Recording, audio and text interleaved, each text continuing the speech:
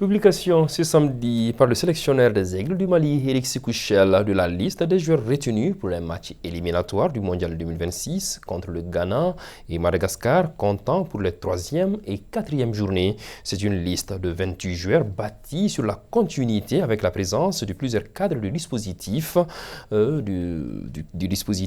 Toutefois, on note dans la liste 2 nouveaux joueurs qui vont découvrir le nid des Aigles ainsi que 2 joueurs locaux qui signent leur retour au sein de l'équipe. Le décryptage de la liste avec Arjou Matina. La très attendue liste des Aigles en vue des rencontres éliminatoires de la Coupe du Monde Zone Afrique contre le Ghana et Madagascar au compte de la 3e et 4e journée est enfin dévoilée. 28 joueurs sont convoqués pour la circonstance, 3 gardiens de but, 9 défenseurs dont 5 centraux, 8 milieux de terrain et 8 attaquants. Pas de grands chamboulements dans la liste. La majeure partie des joueurs a l'habitude d'être appelés et étaient présentes lors du dernier regroupement.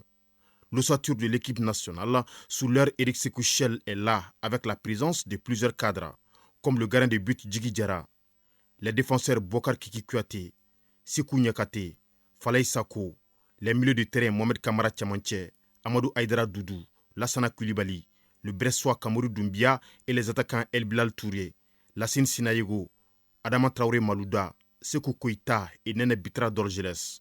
Par contre, la liste comporte 2 nouveaux joueurs qui vont découvrir pour la première fois la sélection Fagnon. Il s'agit du latéral de Palerme, de 2 italiennes Salim Diakité et de l'attaquant de Kivili, Ligue 2 française Mohamed Kamara.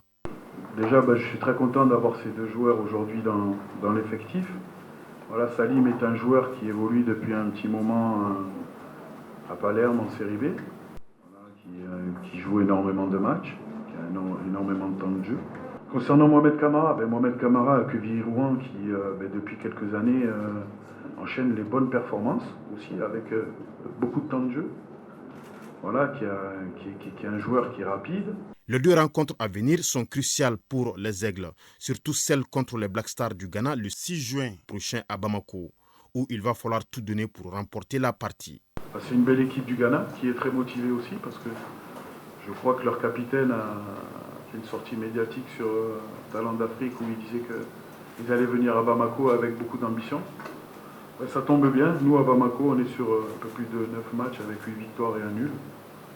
Donc il va falloir qu'ils arrivent costauds parce que nous on va l'être. Voilà, avec tout ce que ça comporte en termes de motivation, en termes d'agressivité, en termes de qualité de jeu. Dans le groupe I des qualifications, après 2 journées, les Comores occupent la première place avec 6 points, suivi du Mali, 2e avec 4 unités. 3 points pour Madagascar et le Ghana, et la République centrafricaine occupe la dernière place avec 1 point. Selon le programme établi par le sélectionneur, le regroupement commence le 30 mai à Kabbalah.